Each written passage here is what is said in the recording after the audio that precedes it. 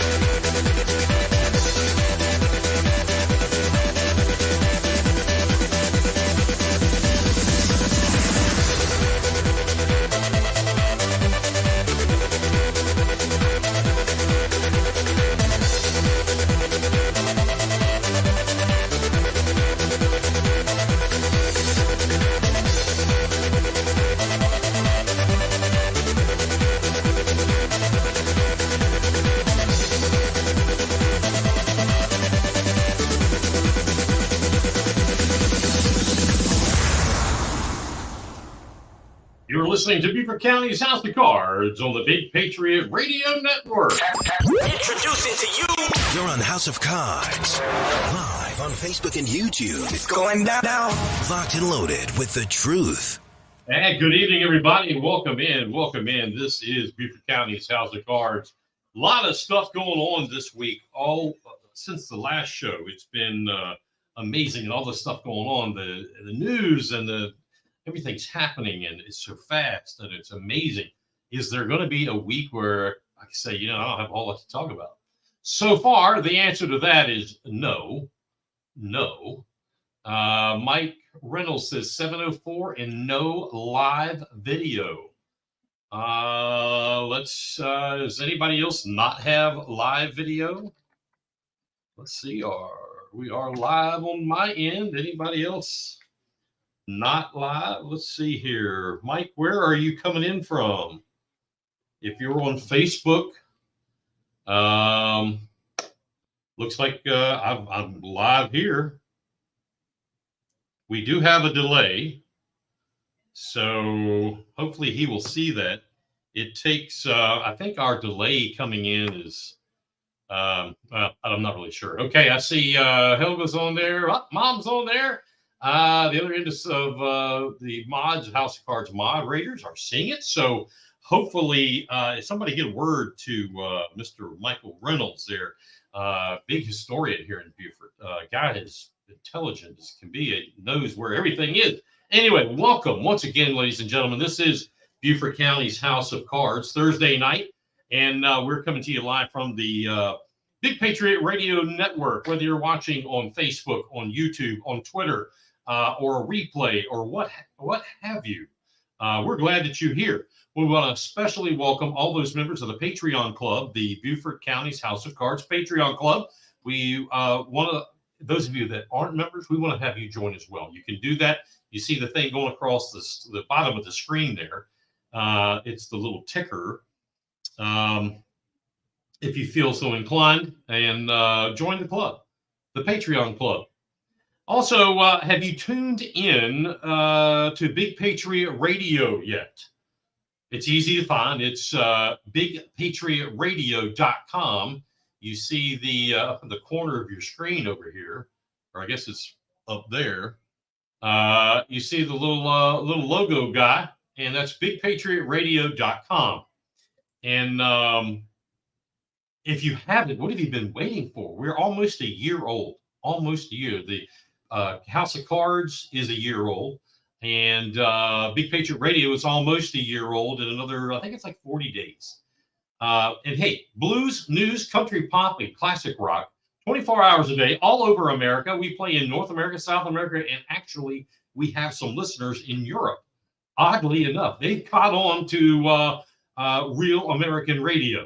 And it's free radio. And we're not bound by all these nasty government rules and so forth like terrestrial radio. But hey, we've got all that music and news all day long, every day, all night long, every night. We've got podcasts 4 nights a week. Hopefully we're about to get to 5 nights and add some others in, duplicate ones, or dual, not duplicate. Monday's New America Movement at 7 o'clock and an encore at 9 p.m. That's the Cox Boys. David and Jordan. Tuesday is the Overton Report with Corey Allen at 7 o'clock and 8 o'clock p.m. encore show. That show is catching on so fast, so hot. The numbers, I don't think the algorithms can keep up. He's adding so many listeners. It's amazing. Thursday, right now, we have a repeat show of the House of Cards. That is on Big Patriot Radio. Sundays is a dual show. There's 7 o'clock, the Culture Crossroads podcast, which is now adding a television show. So congratulations to Andrew Southwick. He is on at 7 o'clock here on Big Patriot Radio. And then at 8 o'clock is the Freedom Hour with our very own Frank Friedenauer. So tune in to that. Speaking of Big Patriot Radio, last week was the, let's see what we had. The number 1 most requested song all week long on Big Patriot Radio was, this is a classic, High Horse by the Nitty Gritty Dirt Band. And the number 1 city with the most listeners for the week was Summerville, South Carolina. Tied for second, Bluffton, South Carolina, and Tyler, Texas. How about that? Tyler, Texas coming in second. So some listeners down that way. Before we get too far, we've got a lot of stuff going on. Our first guest is already in the green room because he's running for office. Only water and cookies back there. No adult beverages this week on Beaufort County's House of Cards. But right now, let's take a quick time out and let's take a listen to your 5-minute news. This is VOA News. I'm Alexis Strope. EU Foreign Policy Chief Joseph Borrell declared Thursday that a strike that killed at least 51 people gathered in eastern Ukraine had brought Russian atrocities, quote, to yet another grim level. Ukrainian President Volodymyr Zelensky warned European leaders on Thursday that Russia could attack other countries if the continent wavered in its support for Kiev. He said if Russia had the chance to rebuild its military capabilities, it could widen the war within 5 years. Zelensky gave an emotive speech at the summit of the European political community in Granada, Spain. We have to win in Ukraine so that Putin cannot scale this aggression to someone else, and it is realistic. Zelensky added that he was still confident of continued US and European financial aid despite political storms in Washington and elsewhere. Reuters correspondent Lauren Anthony reporting a new section of wall was being built on the southern border of the United States. While Biden had campaigned against the border wall, he says there's nothing he can do about this particular section. The border wall, the money was appropriated for the border wall.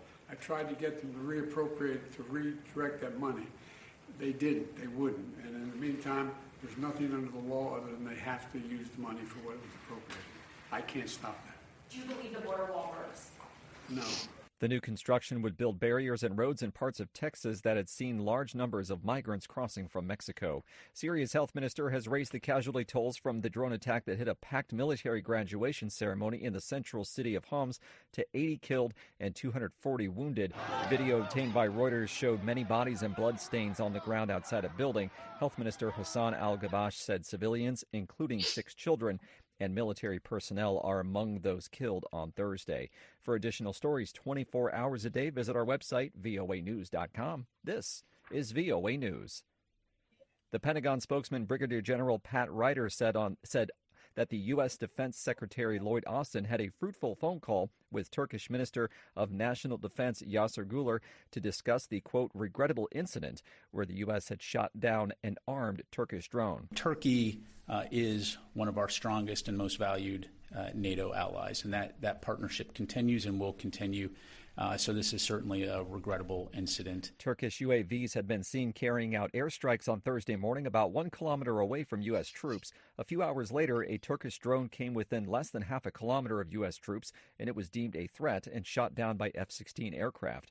Ryder said during a briefing that there was no indication that Turkey was intentionally targeting U.S. forces.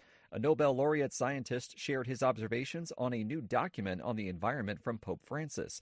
VOA's Rick Pantaleo has more. Italian Nobel Prize winner for physics Giorgio Parisi spoke a day after the publication of Laudate Deum, or Praise God, a papal exhortation on environment protection that appealed to climate change deniers and foot-dragging politicians to have a change of heart. Perhaps the most courageous feature of Pope Francis's paper is that he pointedly calls us to move beyond the mentality of appearing to be concerned, but not having the courage needed to produce substantial results. Pope Francis said the transition to clean, renewable energy and the abandonment of fossil fuels was not going fast enough. Rick Pantaleo, VOA News. British regulators have triggered an investigation into Amazon and Microsoft's positions in the cloud communications market in the UK. AP correspondent Karen Shamus reports. Together, both companies make up between 70 to 80% of the market share in an industry worth over $9 billion. After a year-long study, UK communications regulator Ofcom claims that British businesses face barriers when they try to switch or use multiple cloud suppliers. As a result, Ofcom have passed on their findings to the UK antitrust watchdog, the Competition and Markets Authority. The CMA are opening an in-depth investigation that is expected to wrap up by April 2025. Karen Shamas, London. Lawyers for Donald Trump have asked a judge to dismiss the Washington federal election subversion case against him. The lawyers argued Thursday the Republican is immune from prosecution for actions they say were taken in his official role as president. The motion amounts to the most pointed attack on the federal case, charging Trump with plotting to overturn the results of the 2020 presidential election. The Trump lawyers' motion says prosecutors can't argue that, quote, Trump's efforts to ensure election integrity and to advocate for the same were outside of his scope of duties. Prosecutors are expected to contest the motion. I'm Alexis Strope, VOA News.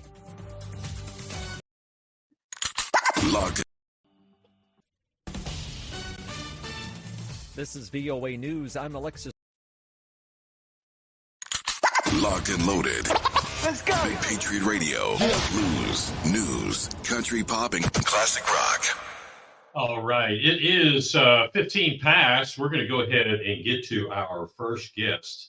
We're going to bring him in here in just a second. You know, again, great show for you tonight. We want to hear from you. Go into whatever platform you're watching us on, type in your chat bar or comment bar, and it'll flash here to us, and we'll get it on the screen if it's necessary. If it's, hey, you've got a hair hanging out of your eyebrow, I probably won't publish that. Great show tonight. If you're new to the House of Cards, we have, we are a weekly live stream podcast that was, it was created to expose corruption in county and municipal governments where your tax dollars are utilized. It came after one event from another event from another event, and it's kind of just morphed. We also support honest and transparent elections.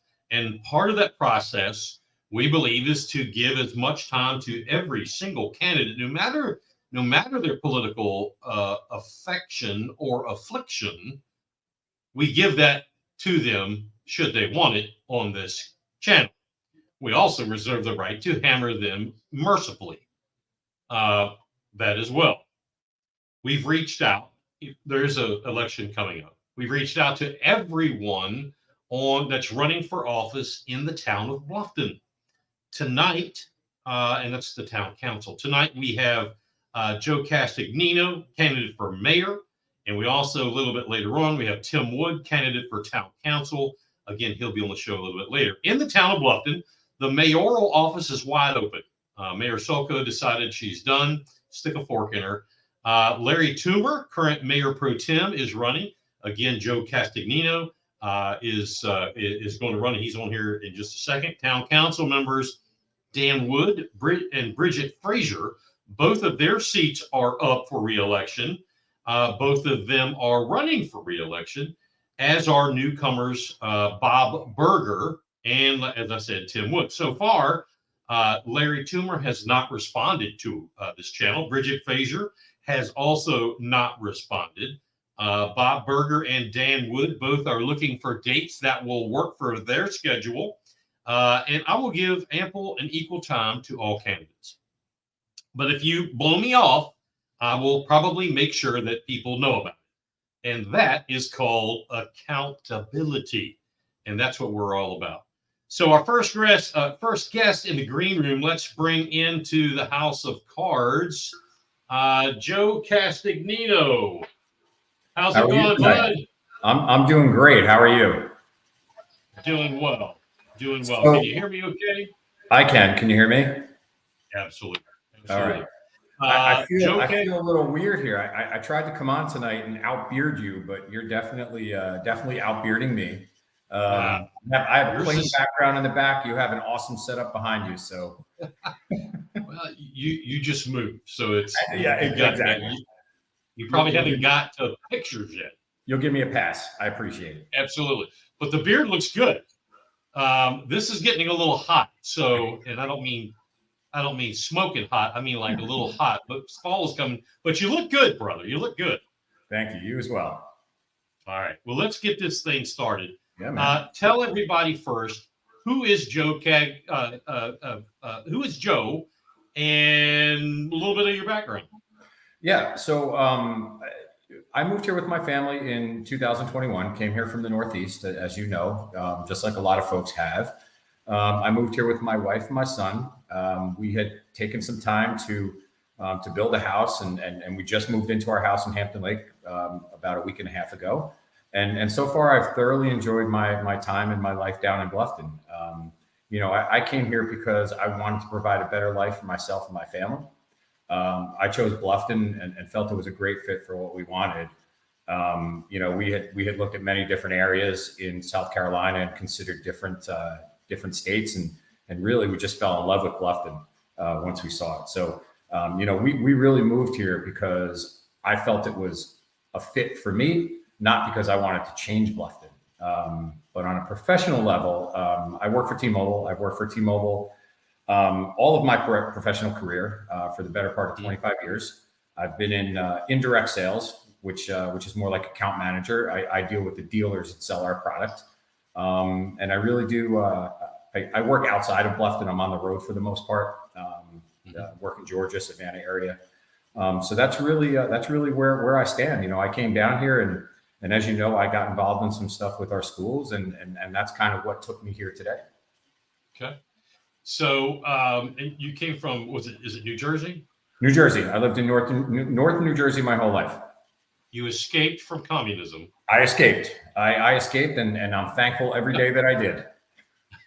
It's funny. Everybody that I know from New Jersey that lives here says the same thing. They're like, well, look, I'm an escapee. Yeah. And that's awesome. We're glad. Well, they usually say two things, Mike. They usually say I escaped, and then that's followed up by I wish I did it sooner. I understand. I understand. Let me ask. I got a series of questions. Yeah. Why mayor? Why do you want to be the mayor? I thought about it for quite some time, and it was a decision that really came down to the wire for me. And I've talked to you about this in the past as well. That when I moved here, I made a commitment to myself and my family that I was going to get involved and stay involved with the community and where I live. I wanted to do my part in not turning this into that, which I'm sure you can understand. So that's what led me to the decision. And I've been involved in, stuff that's happening in our schools over the past 2 years, working to help, protect our children and overreach of school board. And as I've gotten involved more and more, I've also started taking a look into what's happening in our town and in our area. So for me, it was just taking advantage of an opportunity to stay involved and do my part. I really want to protect where I live, and I want to be involved in where I live. Gotcha. What do you feel has prepared you the most to be mayor? Okay. A couple things for that. So again, over the last 2 years, I've watched what's going on here. I have witnessed some, to put it nicely, some questionable decisions by our town leadership. Some stuff that I really saw that I didn't like what was what was happening. And it's hard to say what the right or wrong way to do things would be without really getting involved and taking a closer look at things. So obviously, as I move through this process, I will continue to educate myself more.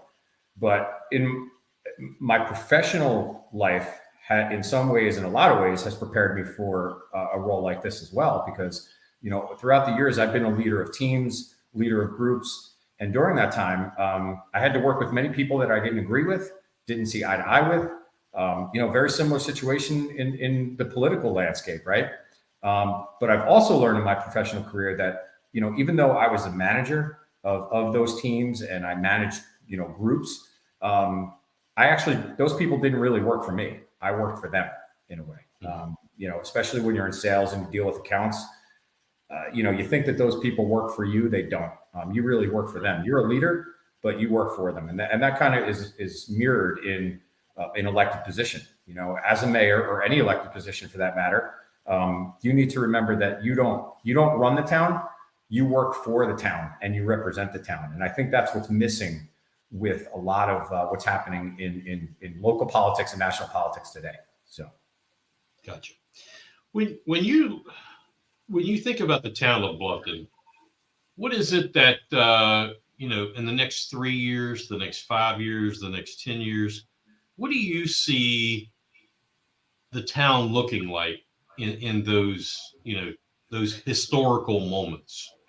Well, that's a question that could be answered two different ways, right? Where do I want to see the town, or where do I see the town going if we don't change it? So I would, probably like to answer that question on where it should be headed, right? Mm-hmm. When I look at Bluffton, I kind of envision a town that moves down the same path of what I saw and what I fell in love with when I moved here a little over 2 years ago. I think that we need to put a cap on development. I think that we need to stop the reckless development, because that's put us in a bad position with a lot of things I'll talk about as we go through this. But, I envision a town where we invest and use our tax money wisely, keep costs down, stop overspending. I think that we really need to take a look at what's happening there with our tax dollars. And I really do want to kind of, as much as possible, bring Bluffton back to old Bluffton, right? I know that's hard to do. You can't erase development, but we have to, be smarter about what we do here. So that's where I would like to see this go. And I also want to see residents get more involved with what's happening in the town.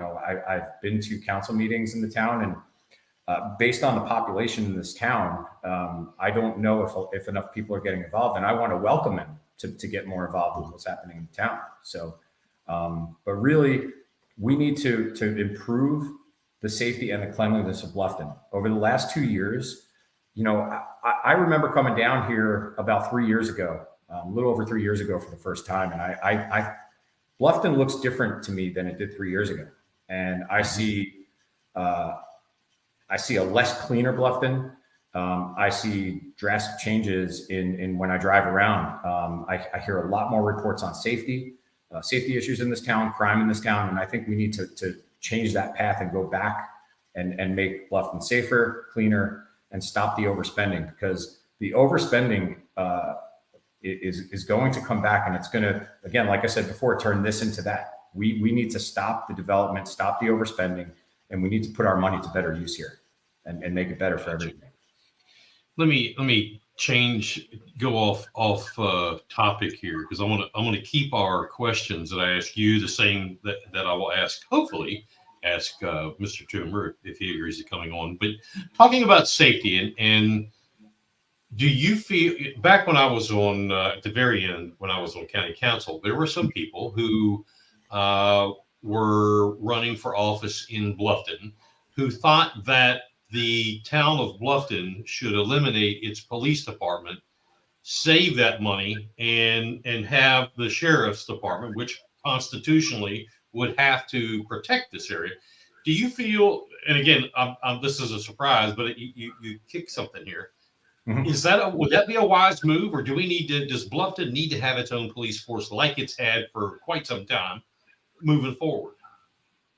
That's a good question, because I've thought about that too. In my head, I've pondered, well, why don't we just, not eliminate the police department? Obviously, I don't want to ever say that, because I'm a huge supporter of law enforcement. I come from a law enforcement family, but I was always curious as to why we had a separate police department and we're not just part of the sheriff's department. In other words, to have the police department absorbed by the sheriff's department. So, that is something interesting to look at, because I don't know if that helps or hinders what we want to do here. But I do think that our police department and the sheriff's department is overburdened because of the development, overdevelopment. Let's call it what it is. Overdevelopment in this area. They are clearly stressed. So again, I don't know, maybe that saves some costs incorporating the Bluffton Police Department into the sheriff's department. I don't know for sure. That's something that we have to take a look at. But I would never say eliminate the police department, but I know what you're saying. Yeah. Let's look at two questions. The first one, what is wrong with the town of Bluffton right now? What's wrong with it? Well, there's a lot that's great. Obviously, that's why we all live here, right? But what is wrong with Bluffton is pretty simple, and we just talked about it. Overdevelopment and everything that comes along with it. For the folks that have lived here for a couple of decades, they probably understand this fully. But for the people that have lived here only for a couple of years, it is staggering to realize that Bluffton has grown from 3,300 and change in population to over 40,000. I mean, it is, and I understand that they have absorbed and incorporated other parts into Bluffton Township for that growth, but that is a staggering number right there for growth in less than 20 years. You can't say that you are responsibly growing an area when you increase the population 12-fold. That's not responsibility at all. And when you look at what happened as a result of that, the town has recklessly sold land to developers at the expense of green space, of beauty, of the feel of the low country. And it's sad to say that there are even, more projects in place than I think most residents even know. Like, these were already deals that were struck years ago that just haven't even really started yet. So my fear is that, our previous and current elected officials have really sold Bluffton out to developers. And this place could drastically look different in 10 years than it does now, because I'm pretty sure it looks dramatically different now than it did 10 years ago.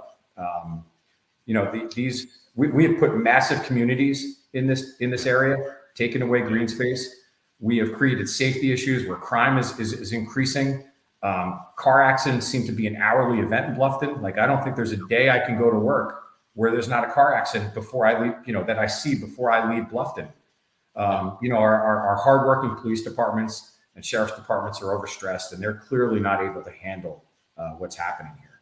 So On the on the opposite end of what I just said, what is right with Bluffton?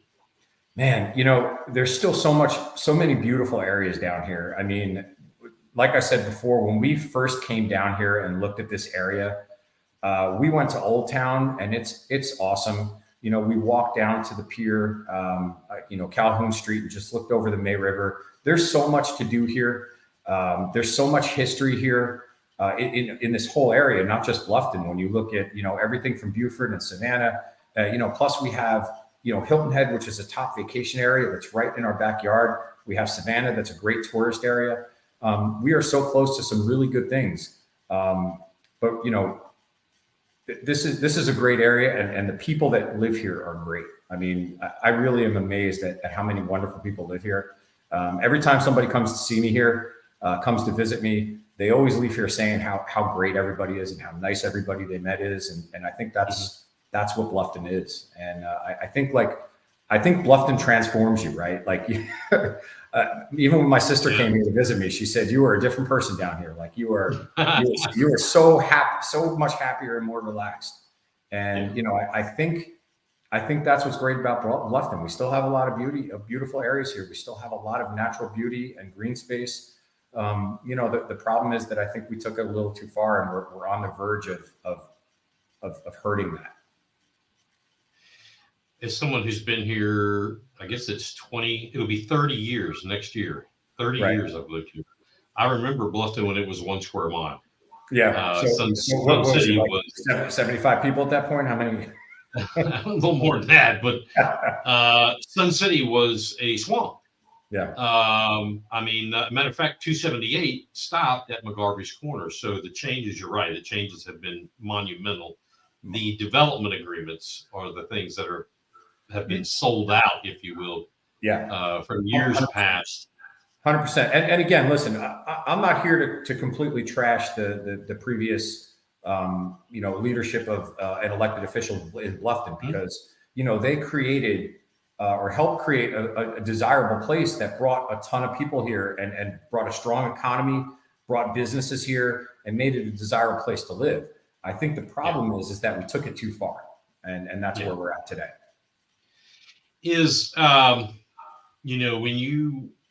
When you think about what you just said, a lot of folks that I talk to want to go back. They say, well, we want Bluffton to be what it was. And what it was Old Town. Mm-hmm. That's not what it is. No. What is your belief? Because there are more people that live out here where you and I happen to live. Yep. Than there is in Old Town. How do you bring these two diametrically different walks of life together, even with all the donut holes that separate us? How do you bring those two to create one Bluffton? Yeah, I don't know. That's a good question. I mean, we have where we have kind of turned Old Town into a tourist location, more like something to go see instead of the center of Bluffton. Like Old Town still belongs or should belong to the residents of Bluffton. It's not really a tourist attraction, or shouldn't be. I mean, obviously it's a great place to visit. But again, that is a result of overdevelopment and just dramatically changing what Bluffton is. So let's cut to let's get to the middle of the sandwich. What makes you? And it's only going to be two of you running, you and Larry Toomer. What makes you the better choice for mayor? Again, I'm not here to trash my opponent. I have a lot of respect for Mr. Toomer. He's lived here forever, right? But at the same time, what makes me different is I am not part of the machine that has sold this area out to developers and really taken it away from the people that live here. I don't own a business in town. I'm not a realtor in town, if you know what that means. I have no conflict of interest. I don't, there's no way for me to influence decisions or be influenced by decisions I would make as mayor that can in any way make me money or personal gain. And I think that's important. There's no conflict of interest here at all. And I think that's really important. The other thing is, I'm I'm not here because I was born here, which some people say that's maybe a bad thing or a good thing. And it could go either way, but here's my thought on that. I came here because I want to be here. I came here because I could have lived in any number of places. Once I made my decision to move out of New Jersey, my decision to where I was going to live wasn't made at that point. I was still finding out where I wanted to live. So I picked Bluffton. My family picked Bluffton, and I chose to be here. And for that reason alone, because I chose to be here, I want to protect where I live. I want to make Bluffton a great place for my family. I want to make Bluffton a great place for my friends. And I want to keep it that way. And I want to make it safe and desirable for everybody that comes here in the future. I think that's admirable. That's very admirable. And, Bluffton was the rescue dog that you picked up out of the shelter. We appreciate that. Hey, well, how can people reach out to you? One quick thing. It's funny when I hear about when people talk about Bluffton from decades ago, probably in like the 70s and 80s. They used to call Bluffton the speed trap from Route 95 to Hilton Head because there was literally nothing here. It's very true. Very true. When like I said, when I moved here, going from Savannah, you had to go the back way, which is now the main way, I guess. Anyway, it was and I knew the police chief, Johnny Brown. I knew him from racing. Anyway, I mean, the joke was you better pump the brakes when you cross the New River coming into Beaufort County because the town of Bluffton was going to get you. We have a question coming in. Joe, what is the answer to growing development? Restricting people from moving here? How do you slow building? My buddy Powers. That is something, obviously, as mayor, I'm not in charge of that 100%, right? It's just one of those things that there's groups that discuss that stuff within the town. But I think part of the problem in recent years about why development exploded in this area is our town allowed developers to come in and recklessly expand in these areas. And there was little, for example, they waived a couple of years ago, they waived the monies that developers had to spend that was supposed to be put in a bank to fund our schools, growth in the schools. They just waived that. So we have these developers that came in and just built these communities and these massive sections in Bluffton. And there was no thought on how it's going to impact the infrastructure. And I think we need to look at putting some of those, putting those responsibilities back on developers. If you're going to come in here, again, I would like to say we just cease development, right? The problem is, and I think you can attest to this, is that we already have agreements in place for development to have. Like those we can't stop.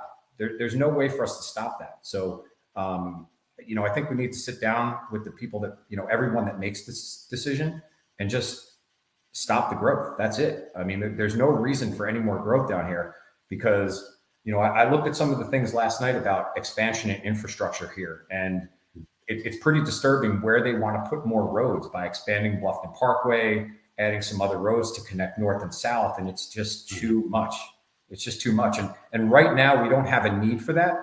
But I think that if we continue to go down the path of what that we're headed now, we're going to have to do that. And my biggest fear is that, again, this turns into Myrtle Beach or this turns into Charleston, which I don't think anybody here wants. We want Bluffton. Yeah. Okay.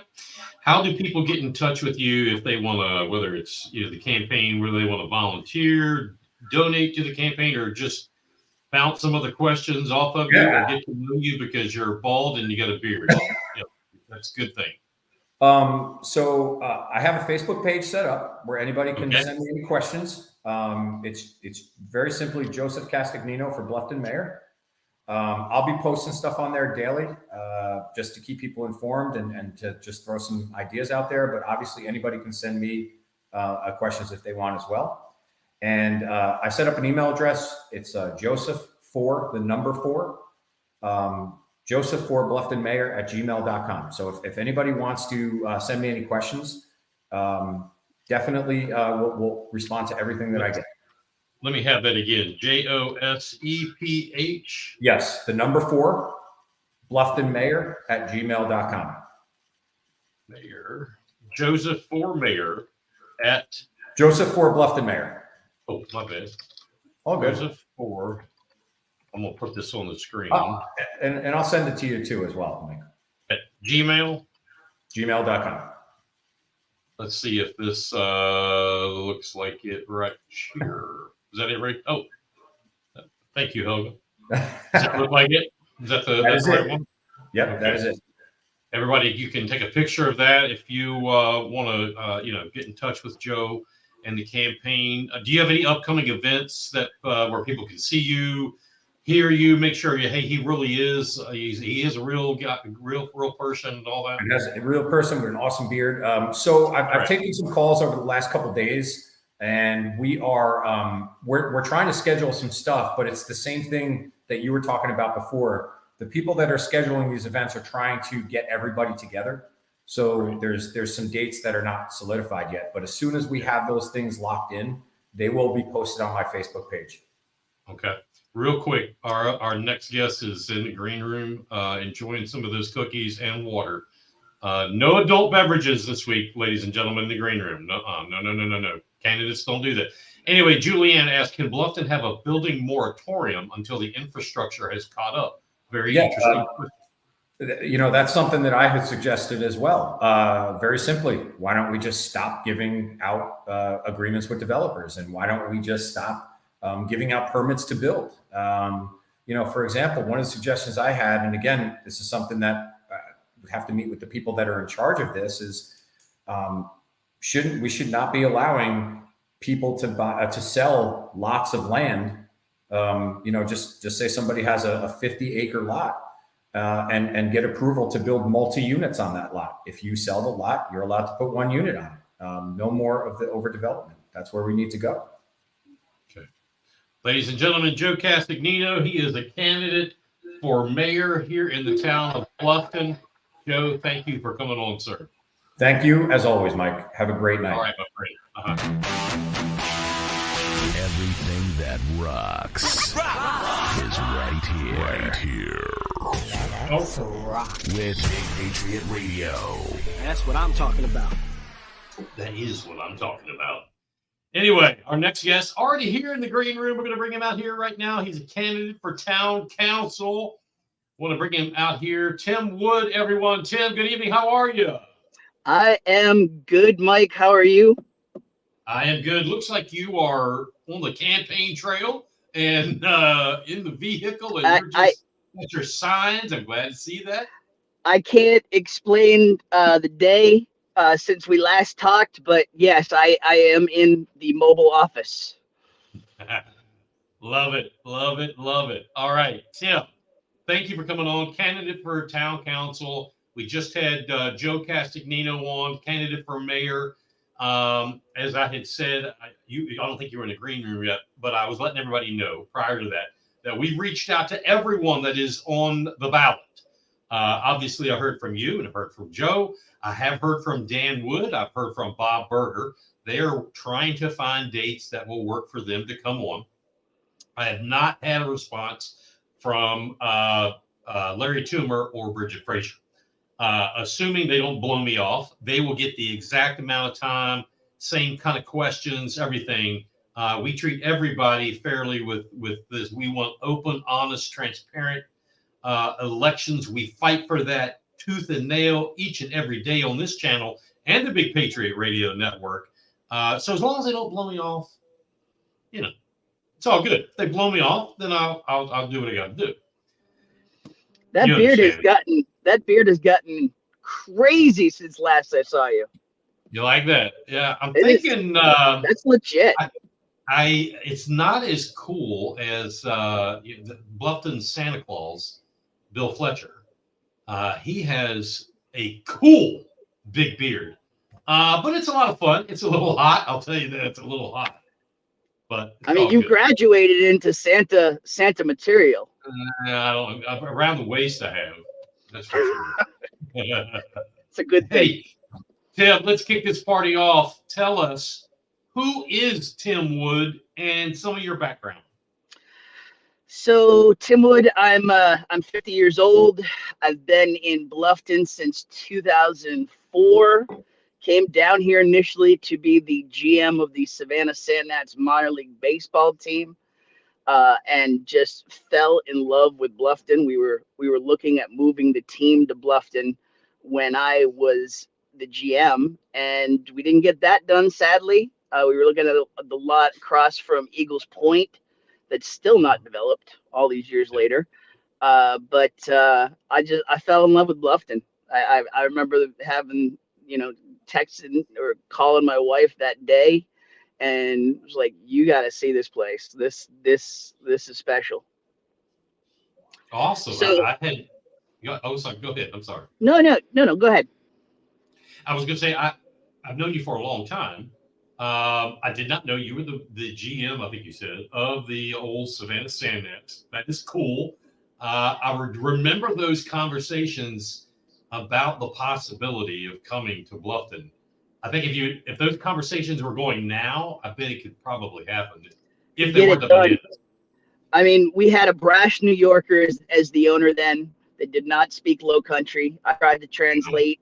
I feel like we got it to the 2-yard line for those Thursday night football fans, but yeah, we just didn't get it done. But yeah, there's a lot that I don't kind of put out there in terms of the resume, but I worked for the Yankees, for the New York Yankees from 96 to 98. I was one of the first full-time employees of a website called Bleacher Report that's become the #2 sports website on the web. So yeah, a lot of and I actually ran those operations, built that like 400 writer editorial team from here in Bluffton after Bluffton Today kind of fell apart. So background, you're from New York. Is it Buffalo?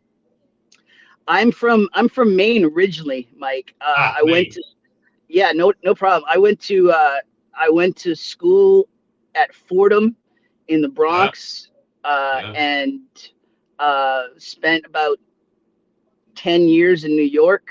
Realized the fast track was not for me. We left New York right after 9/11, and probably a year after 9/11, our family up in New Hampshire, helped start a minor league baseball team up there, and that's how I got connected. Random call out of the blue to come to Savannah. Wow. Best call I ever got. Yeah. I have 2 sons-in-law that are sons-in-law. Anyway, that are both Mainers, and they've both moved here. So that's kind of cool. Beautiful place up there, just a little bit too much cold for this old boy. Little too cold. Absolutely. Little too cold. Like to visit. Tim, don't want to live there anymore. Yeah, I remember driving up Mount Washington in June when my both of my daughters that are married to 2 guys from Maine. Anyway, they both lived there for a while. June, we drive up to the top of Mount Washington, and I've got a shirt. It may have been this one on, and I am freezing my keister off. Wow. You think it's June? It's gonna be great. Yeah. Wow. Anyway, back to you. Why do you want to be a town councilman? What's driving you to be a town councilman?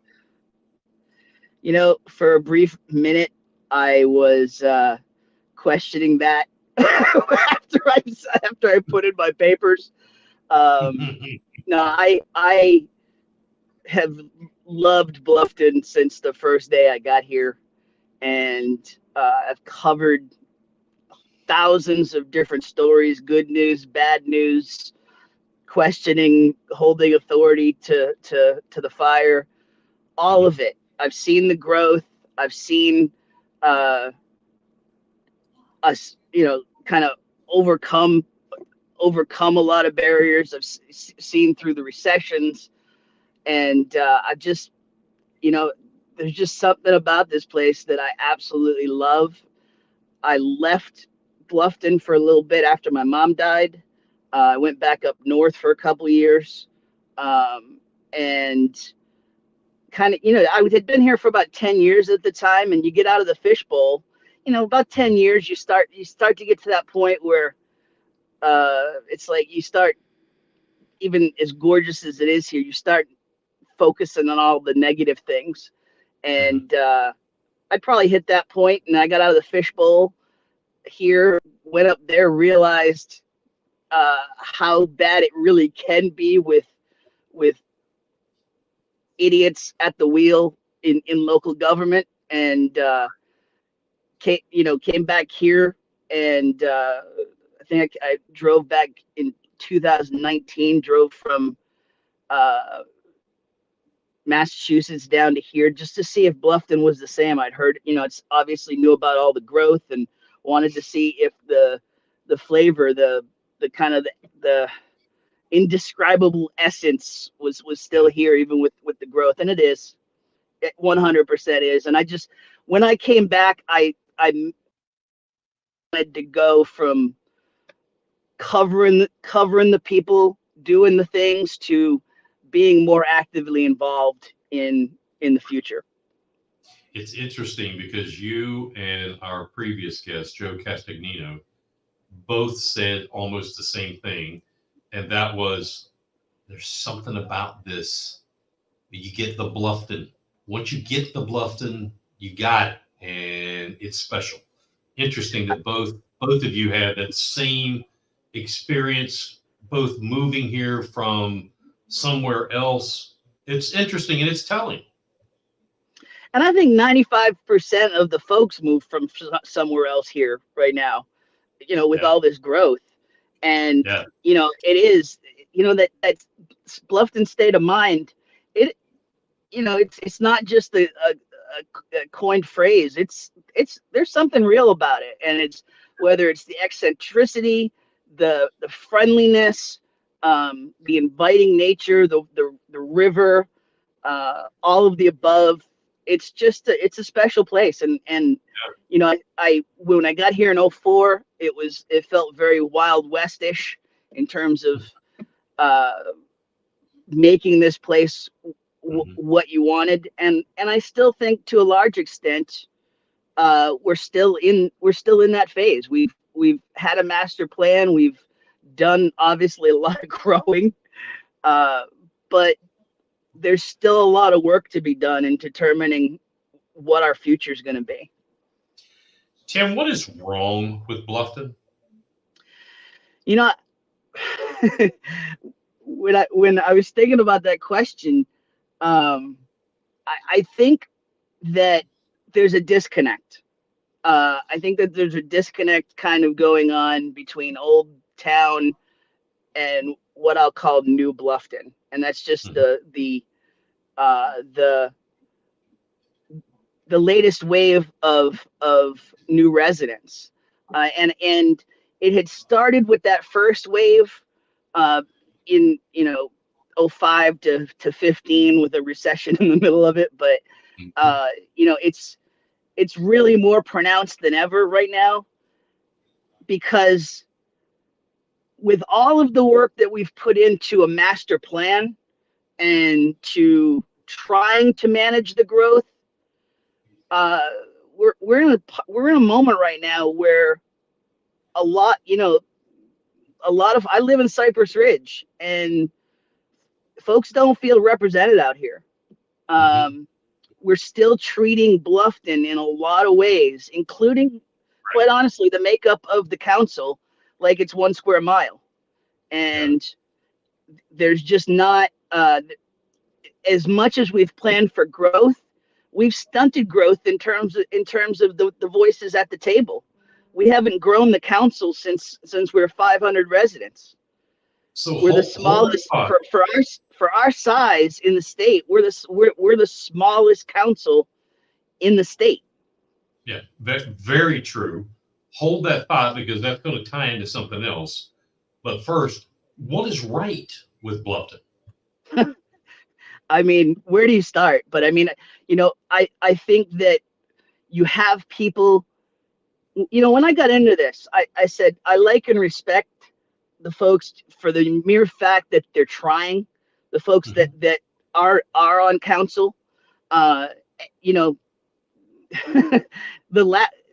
you know, 10 years ago, there were 8 people running for this. Now there's 4. Politics is something that a lot of people don't want to be involved with. A lot of people don't want to hear about right now. It's become so polarizing.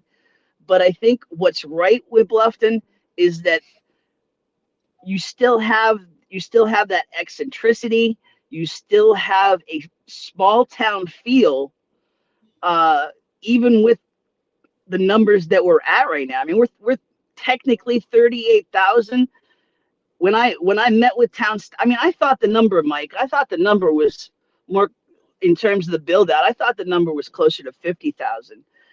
You know, when I met with town staff, just kind of educate myself as a candidate a little bit more.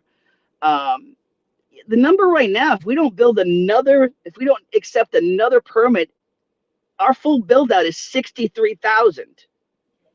And wow. That is, I mean, that's an insane number that we're not dealing with at the moment in terms of how we govern the town, how we involve folks, getting involved, engaging with local government. All change starts local. And I just see so many folks that don't feel an entry into engaging with government right now. But you know, what's right is you've got a lot of people that want to try. You've got a lot of people willing to put the work in. And I think what's right, we all moved here for the same reason. And we love this place. And I think that we're at, like I said, we're at a moment right now where you've got to take advantage of the time here and really start to drill down on how we prepare for 63,000 people. Excellent point. As we're running short on some time, let me ask you, and this is going back to where we were before. So there are 2 seats open and 4 people running. Since Bluffton doesn't have wards or district, these are all, you could say, these are at-large seats, if you will. My question is it time for the town of Bluffton to have representation on town council by voting districts and by population, so we avoid one part or one side of town dominating the policy making? Yes or no, and why? So yes, but I don't know what the answer to it is in terms of wards, districts. I just know that we need to expand the council to create more seats at the table. Now, in terms of making sure, I think we're all, you know, I think the Old Town folks have been concerned about that for the right reasons, because there was a little bit of a shift that was pushing Old Town out of council for a bit. So, you know, but we're currently at a point where, you know, it's very Old Town dominated, and the rest of the growth is not feeling represented. So, you know, absolutely. When I talk to town staff, the feeling is, well, there's not an outcry for it. And my answer to that is, well, there's not an outcry for it because you don't want it. I mean, they have not pushed it because it's more convenient to keep it as it is, you know, and I, you know, I feel honestly, if I were to win one way or the other, the issue would be addressed. You know, it's not a mountain. I do feel that there needs to be a groundswell from the public, but at the same time, as I said, we planned for everything else here. We've planned. We've got, you know, a master plan since the late 90s, planning for this growth, and yet we haven't planned in terms of expanding, you know, the potential of representation in governing it. I completely, I'm right there in this, and you're right, this conversation has been had, but it's not being had in the open. Interesting. We have Michael Reynolds we didn't all move here. Many of us have Mike moved here. doesn't. Mike doesn't even live here. So and really? calls me a cumya. Yeah. So I'm not sure why he's saying this, because I think, whether you were born here, and Joe made this point when I had him on, whether you live here all your life or you just moved here last week, we're all here for the reason because we want to. All right. Now, if you were born here and you never left, then I guess you are here because you have to, because you didn't do anything else. And I think honestly, it's disingenuous to say why. You know what I mean? I mean, that's. And Mike is, listen, I used to work with Mike in helping him grow his history website. But Mike thinks he owns history in the town, and nobody owns history, and nobody owns who gets to make decisions in the town. And we're, like you said, we're all here for a reason. I've been here for almost 20 years now. I think I've actually been here longer than Mike at this point in terms of current residency. But I think that it's just a matter of how much you care about the town. And as much, like you and I, Mike, we don't agree on everything. Mike Reynolds and I don't agree on everything, but I respect his, I respect his passion for the town. I don't respect his binya kumya approach, but I think no matter what I've tried to do since I got here is find common ground in terms of whether it's residents, newcomers, natives, just finding that common ground on where we can work together in building this. And let me say one thing. And again, we put these comments up as they come. So, this is independent journalism, independent news. Absolutely. Let me say this, just to be sure. I wasn't born here. Now, I was born in Virginia. I consider myself a son of the South. If somebody from here wants to say, well, you're north of the state line and you're Yankee, I could give a shit what you think. But I moved here because I wanted to. I wanted to raise my children here. I have served the community of Beaufort County and the people of South Carolina. That's the point. That's it. It doesn't matter where you come from. Al Flowers just gave us a question. He said, Tim, best point, expanding the council to ensure everyone is represented. I don't care if you're all born on Simmonsville Road, for an example, or May River Road. If everyone, and I'm not trying to steal your thunder here, so interrupt me.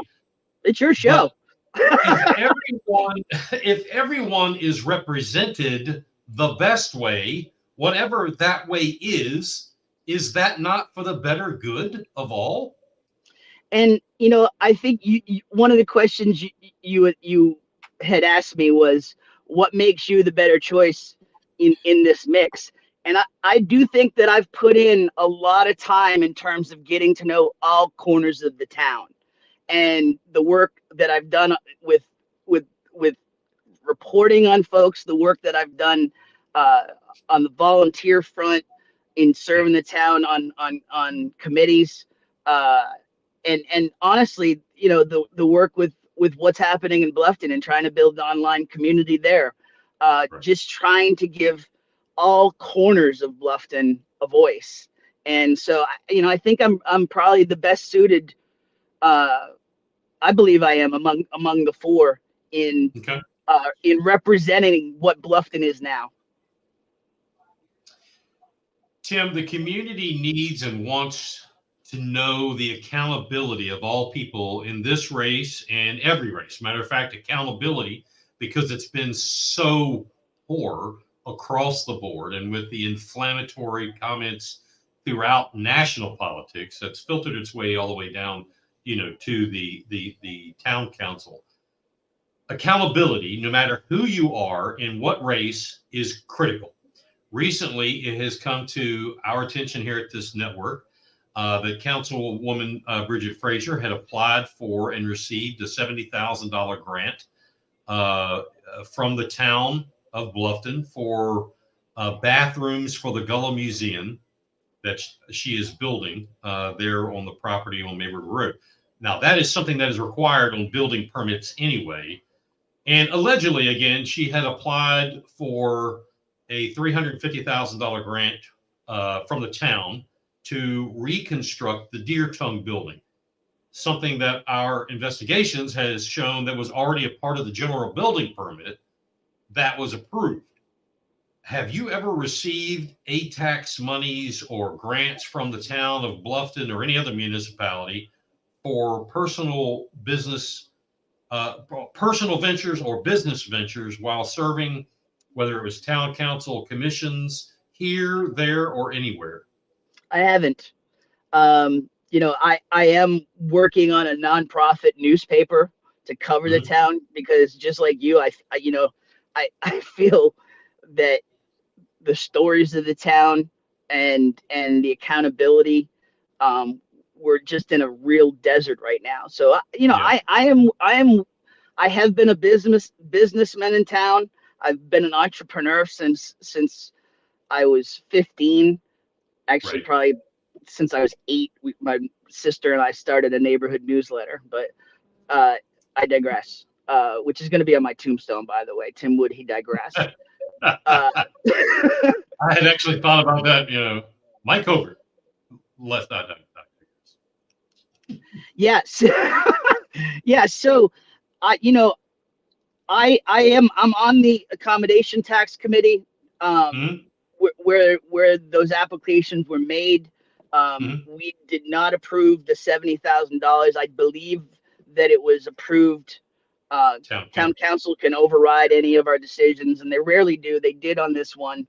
And yeah, she also applied, and again, followed all the state requirements to apply for that ATAX money. Right. Absolutely. And I want to make sure this isn't about attacking her. I just want to know, I want to make sure, because of accountability being so important, I want the people to know, have you ever received any ATAX or town grants from this town or any other town for anything you've ever been involved with? No, but listen, that's not to say that I wouldn't apply for future grants. If there's government grant money available, but so we know where the answer is I have not. And I really believe a big part of my push here is for transparency. I think that there's a ton of information on the town website, and I don't understand why we're resistant at the moment to broadcast all town meetings. I think they should be broadcast. And I think that the more checks and balances that are in place, the better. Let me say this, because I want to comment on that with you, but let me add this, because I see all of a sudden the ticker counter just went up. Before people get their shit in a wad over what I just said, we have reached out. This network has reached out to Councilwoman Frazier, but she has not returned any phone calls, text messages, direct messages on social media, carrier pigeon, or whatever. We will certainly be asking her these same questions and give her the chance to respond as well with ample time. And this is only about accountability. She received $70,000 from the town after the commission turned her down, and she's applied for $350 more. It's important that we know, has the opponent received any as well.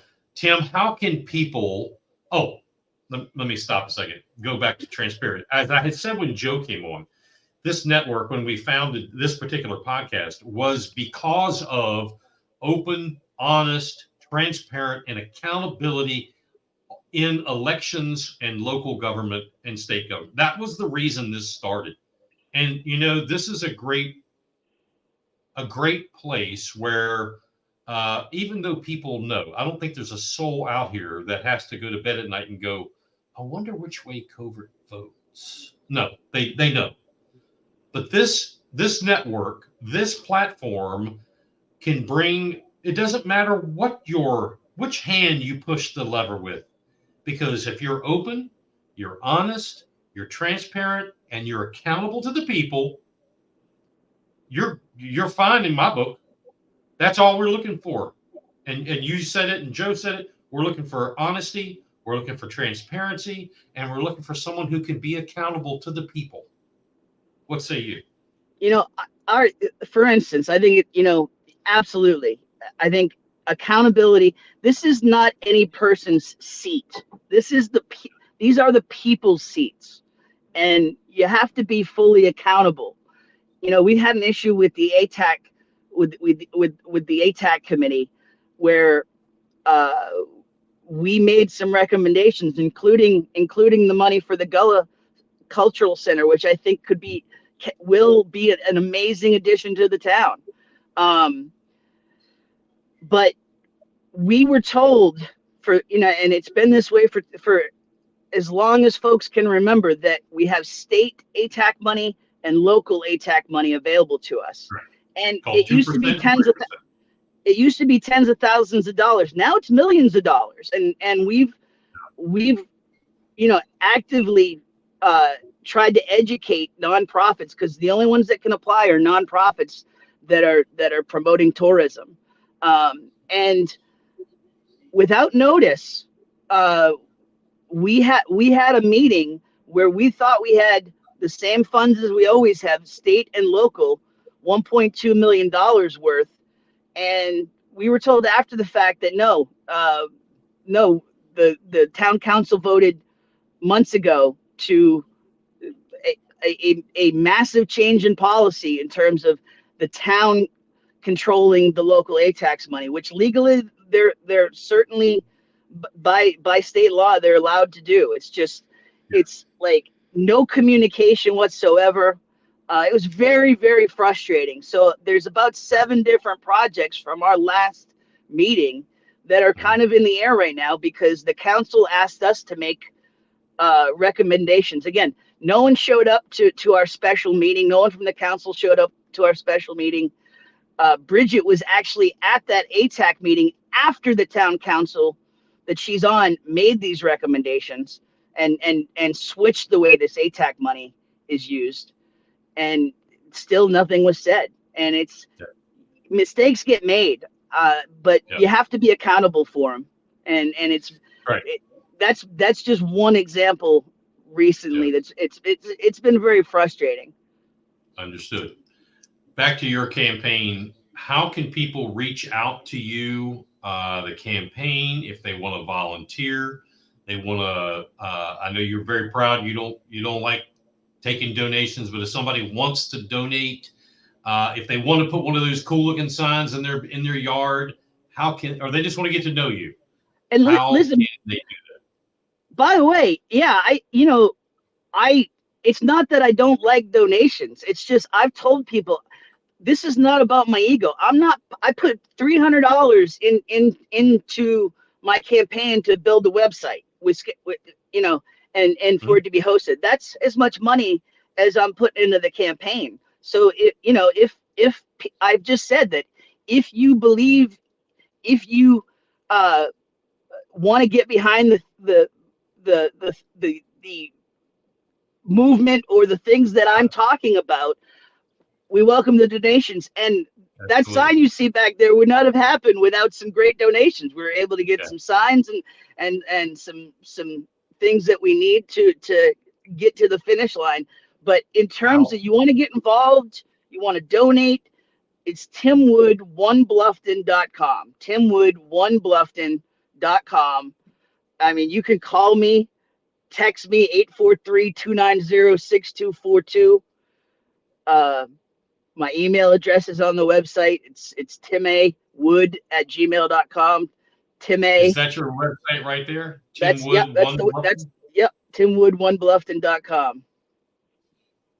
Check this guy out, ladies and gentlemen. We anything else we can? Do you have? I know what's going to ask you. Do you have any events coming up? Well, yeah, and one of the things I just wanted to say, Mike, people think our politics are so far apart, and listen, we have, as I said before, we haven't agreed on everything. I this is a nonpartisan election. As a business person, and I try to be, it does not behoove me to put my politics out there. Because I'm trying to be fair to all sides. But, when I actually have conversations with people think because I've been in media for 30 years that I'm this bleeding heart liberal. I'm a registered independent. There's, I'm probably more conservative leaning than not. And there's parts of the Republican platform I believe in. There's parts of the Democratic platform I believe in. I just hate, I despise the administration of the parties right now. And so that's why I'm a registered independent. And but we've got to find common, and that's what I appreciate about you. We can find common ground to find solutions and to have conversations. You can't get to solutions without conversations. Got to. And so I appreciate your platform. I appreciate what you're doing. Go ahead. No, you go ahead. No, I was just going to say, in terms of future events, I would say, watch my Facebook, Tim Wood for Bluffton Town Council. I do know that there's an event coming up I believe it's October 17th. There's a meet and greet here in Cypress Ridge for the candidates. As of right now, I believe I'm the only one signed up for it, but I hope more participate. I do know, and I think Joe mentioned this, that the League of Women Voters is working to put together a candidate forum the week of the 24th or the week that week. They're trying to get one together. I was pessimistic that it was going to happen, just because it didn't happen last election, because everyone wasn't really interested in participating. It really looks like at this point that we're going to have pretty close to full participation in terms of town council and mayoral. When we didn't have it last time, I went out and interviewed all the candidates, because it's important to hear from the candidates, and not in a debate style per se, but just have them in the same room so you have an easier time of comparing and contrasting. Gotcha. All right, there it is. Tim Wood, One Bluffton, ladies and gentlemen. Tim, I appreciate one other thing, Mike. Yep. I'm just gonna be doing a bunch of pop-up events, quite honestly. I'm just gonna put it out there on social media. Hey, I'm at Corner Perk. Hey, I'm at Squat and Gobble. I'll be here for a couple hours. Come and talk to me. Ask me any questions you want. I'm gonna be out. Whether I'm gonna be visible as I possibly can be until the last vote is cast in this election. I've said this to everybody. I know I'm up against incumbents, but whatever when I'm all in on something, no one's going to outwork me. Gotcha. Now we're way out of time. I do have a question that I just noticed. It's Tim said there are parts of the Democrat Party platform that you believe in. Which parts parts of the Democratic platform are you referring to? I mean, this is a nonpartisan election, so. Yeah, it's a nonpartisan election, so I mean, it doesn't. That's going to be a much longer conversation. Yeah, because I would not be asking one of the incumbents, Bridget Frazier, what she believes in the Republican platform, because there is nothing. It wouldn't be fair for me to do that otherwise with you or anybody else. I do want to have, I'm going to try to get before time runs out in the election. I would like to have you and Dan and Bob and Ms. Frazier, if she would do it, on here together, just so we can get the four of you together and maybe do a little round robin with Bluffton issues. Sounds fair? I appreciate you, man. I've said it to everybody. I am available. So okay. I welcome that for sure, and I appreciate you making the effort. It's important. Yep. If listen, even if I don't connect with people, which I really hope I do, that my message connects with people. It's important that you get out and vote. All change starts local, and to waste that gift given in terms of that power to vote that most of the world would die for, it's just a huge waste in terms of being able to impact life on a local level. And all change starts here on the local level. So okay. All right, buddy. There he is. Tim Wood, ladies and gentlemen, candidate for Bluffton Town Council. Thanks for coming out tonight, Tim. Absolutely. Appreciate the time, Mike. All right, sir. Everything that rocks is right here. Right here. Let's rock. With Big Patriot Radio. That's what I'm talking about. So let me look at a couple things here. I'm getting slow. All of a sudden, getting bam, bam, bam, bam, bam with questions about his comments about Democratic Party. Okay, so let me clear something up, because this is a nonpartisan election. Yes, the gentleman did say something. He believes in things of the Republican Party and the Democratic Party. Says he's an independent. That for a local town, municipal, whatever election, I think, to be quite honest, here is irrelevant. Why is that irrelevant, say a conservative? Because town or a municipal government body is socialized in its makeup anyway, because they are providing services from the government to the public. That is socialized. That is socialism in its infinite meaning. I will say that there was something else. Michael, Tim Vance. I don't, if that's true, we'll let him answer that. I know I don't follow anyone's, whether it's his or anybody. I don't follow liberal views, period. There is someone on town council right now who is as liberal can get, and they blocked me everywhere. And I've never blocked them. So that goes both ways.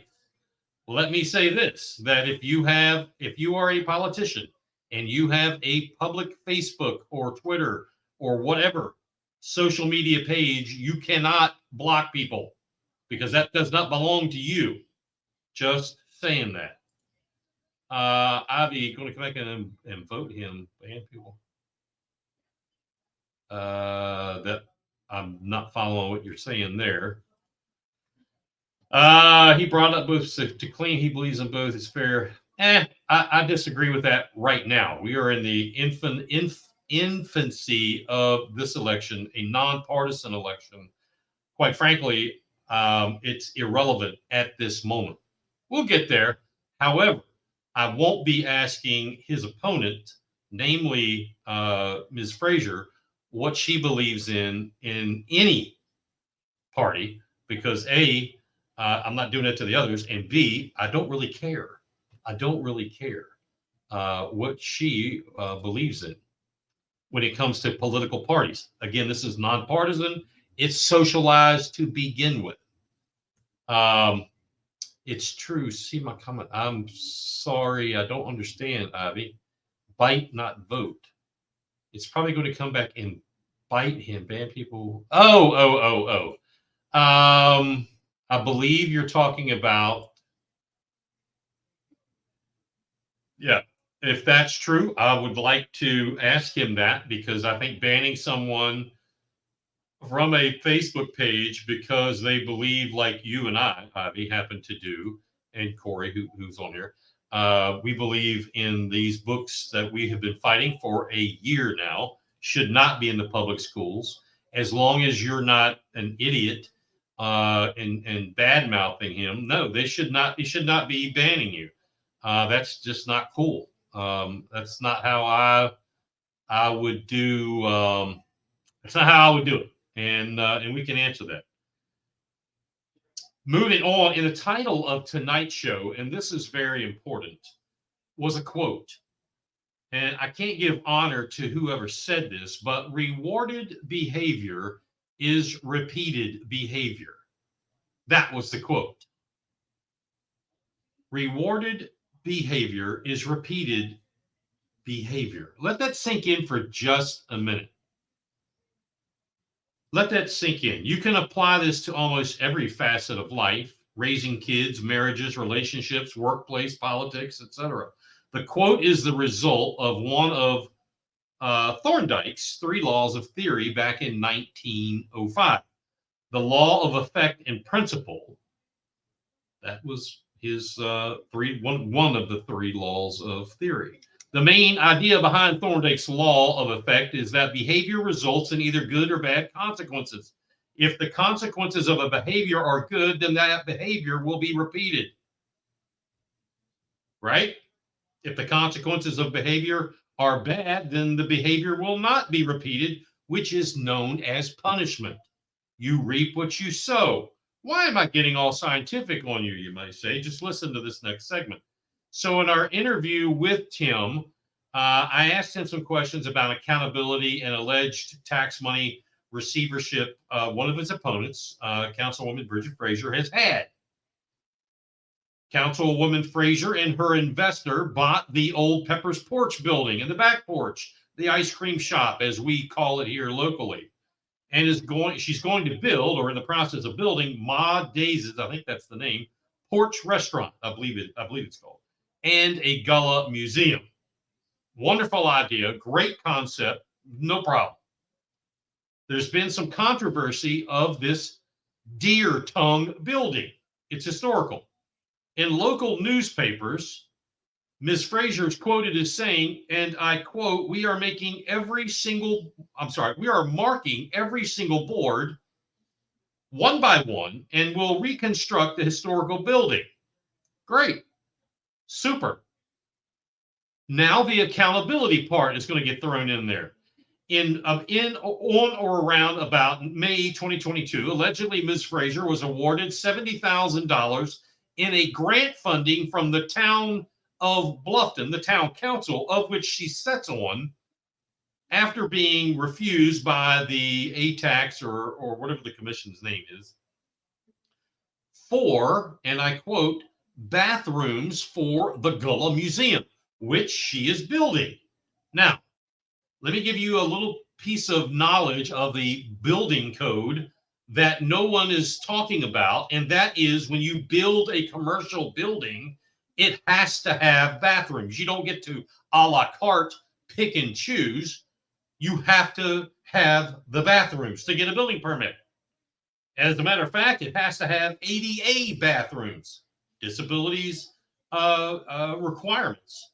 So the question is, why did Ms. Frazier feel the need for public tax dollars so she could build the bathrooms? Now, there is also an application that is out there for another Town of Bluffton funding grant through either the commission and or the town council for $350,000. That's $350,000 to build the Deer Tongue building back. But wait a minute. Wait.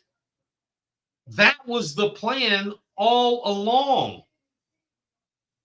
Now you're looking for public tax dollars to build your building back that you tore down, that you said you were labeling board by board by board, and now you need money to put it back together? This was part of the plan, literally the blueprint. Ladies and gentlemen, this is your tax money. This is your money, my money, their money, going to fund a private for-profit business. Now, this gets even better. Allegedly, through the viewing of meeting videos and testimony and some things, We see that at least in 3 times now, Ms. Fraser has told the chair, I believe he is, of the Historic Preservation Commission, Mr. Trumbull, quote, no tax dollars are going to this project, word for word. Mr. Trumbull has been specific on asking her multiple times on video, on the record, is, quote, is there 1 red cent of public tax dollars going to this project? The councilwoman repeatedly answers no.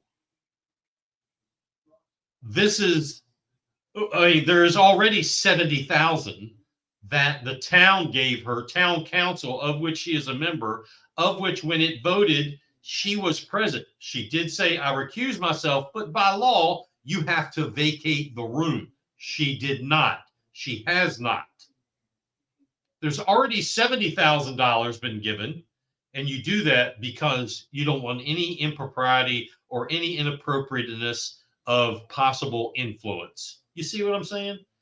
She wants another $350,000 to build a building back that she tore down, that you're going to learn in a second she wasn't supposed to do in the beginning. We learned that allegedly the engineer's report on the Deer Tongue building stated the building is sufficient order to be moved. That was the question. When the builder came in, when the owner, her and the finance guy, they had to have the building inspected to see if it was safe for moving. The report from the engineer, the structural engineer, came back that the building is sufficient to be moved. But on or about October 2022, Ms. Fraser told the Historic Preservation Commission she didn't want to move it. She didn't want to do that. She wanted to tear it down and rebuild it. Interesting though, a historical building that a qualified engineer says that can be moved is designed to be torn down by the building owner who, I mean, can you not say, apparently she feels more qualified. What other answer is there? Why? Why did she or they hire a firm? This we just found out about. A firm out of Savannah was hired to tear this down.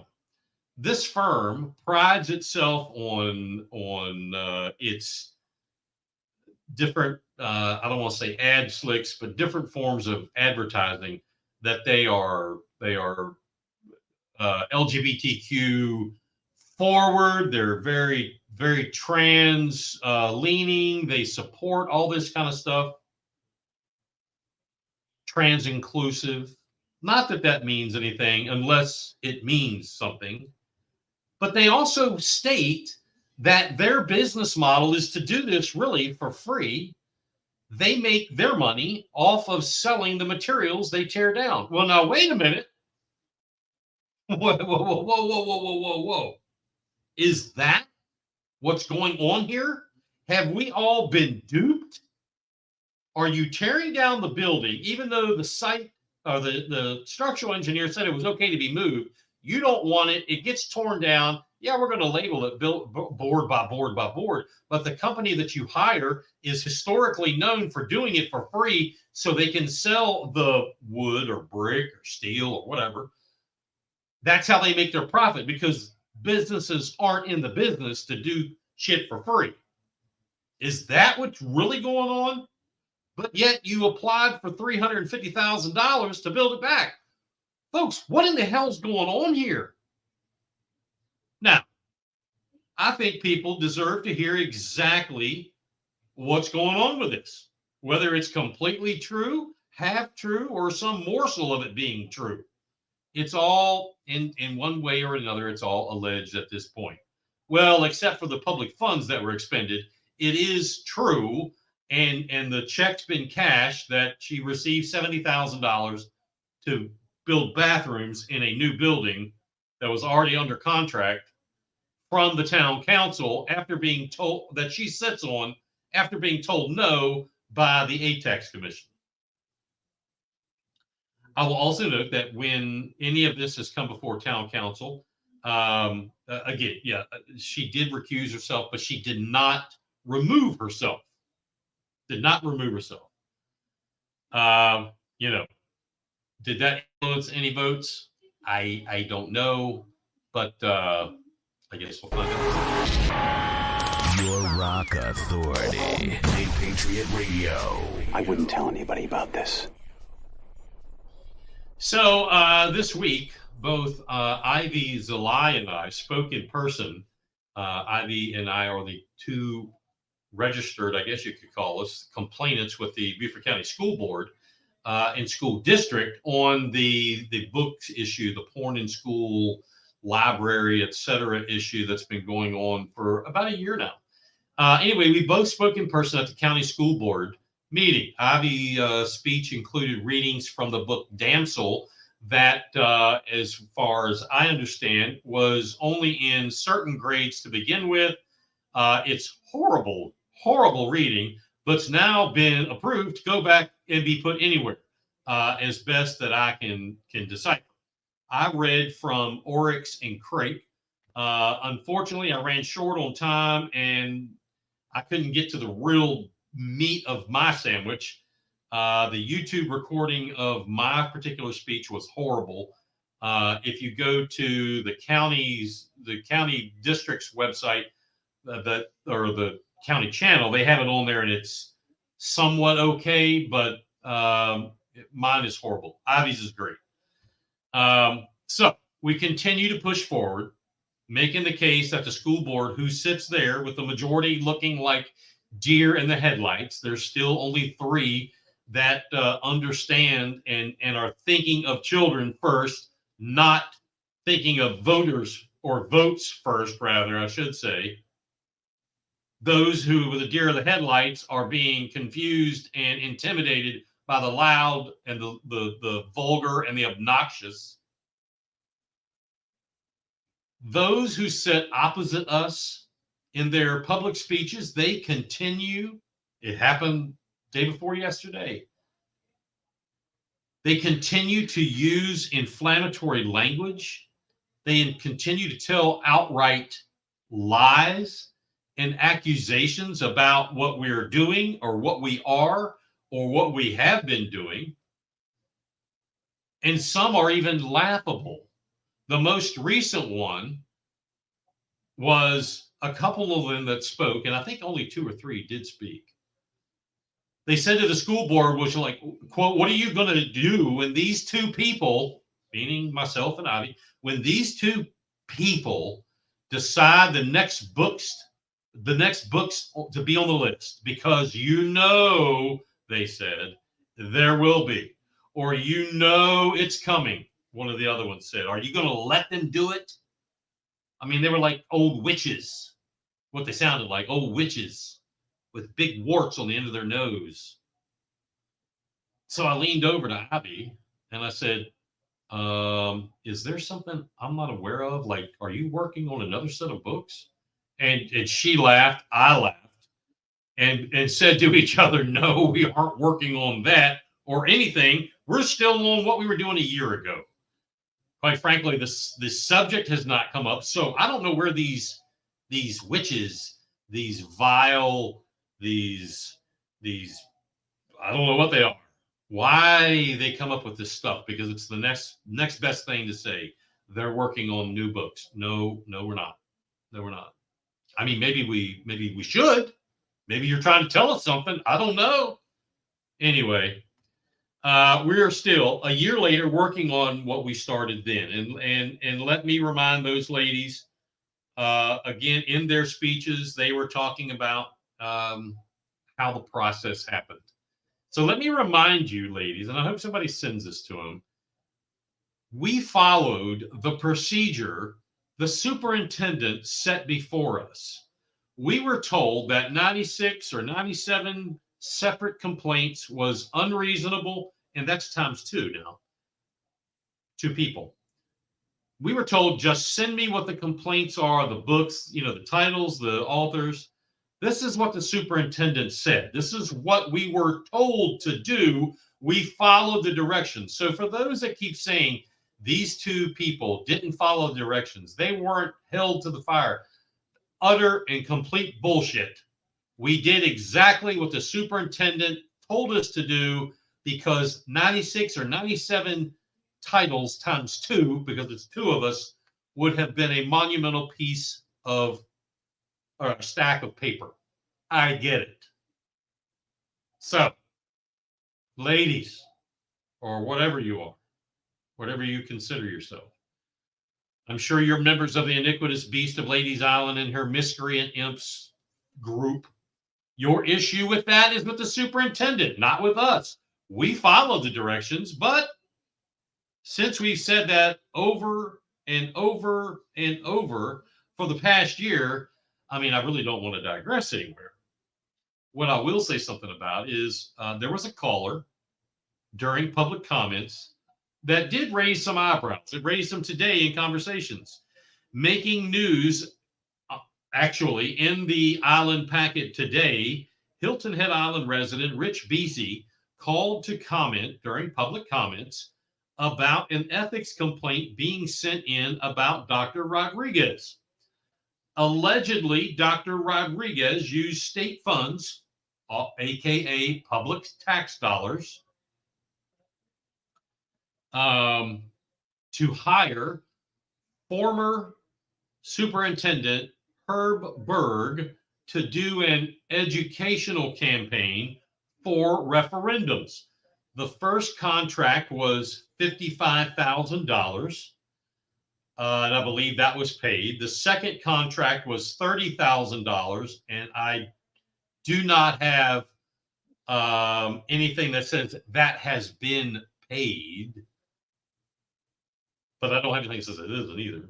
The language in the contract is what is at issue, as it is completely, unequivocally against the law to use public funds to argue in favor of or against any referendum. You can't support or discourage any measure of a referendum if you are an officer of the state, an elected official, and the superintendent of schools is an officer of the state. The law and the ethics policies are very strict, very clear. There's not a lot of, does it mean, may or shall? No, this is pretty much black and white when it comes to this ethics violation.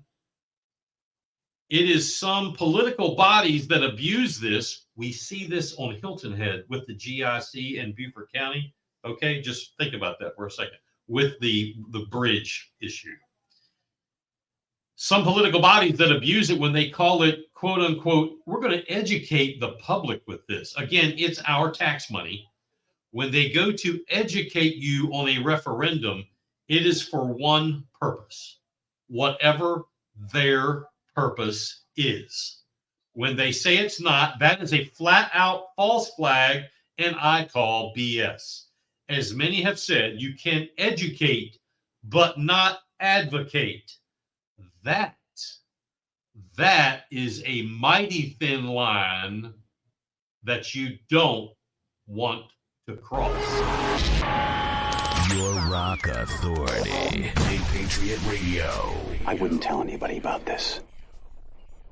It is 8:45, 15 minutes before the top of the hour. I see some folks having some very spirited, what's wrong with we're getting your messages, but they're coming in. This is obviously late. But there are some folks having some spirited conversations about who and who has not been banned from where. Anyway, I'll check into that in a little while. Last week on County Council, Joe Passman was at it again. Let's go up here just for a second here. I want you to know. Let me preface this because of the show last week. there was a bombshell that was dropped here on the show by Councilwoman Paula Brown. She came on the show and she called out the chairman, Joe Passman, for the horrific job he's been doing, for what he has done, and for how he treats citizens who come across him. She called him out, period, to resign, and for the council to elect a new chairman. I know she indicated she would do the job, and she could do the job, and I'm sure, without question, she would do fine. But when we talked a little bit later, and it was this early this week, she told me that it was important to understand, for people to understand that, if not her, most anyone else, whether it was Tabernick or Cunningham or Bartholomew, etc., would do a fine job. I agree. A chairman should be a facilitator. A chairman should be a leader. A chairman should not be in the middle of the county business day to day. The chairman should not be at the county administration building more than some of the workers there. The chairman sets the agenda and monitors the movement of the council.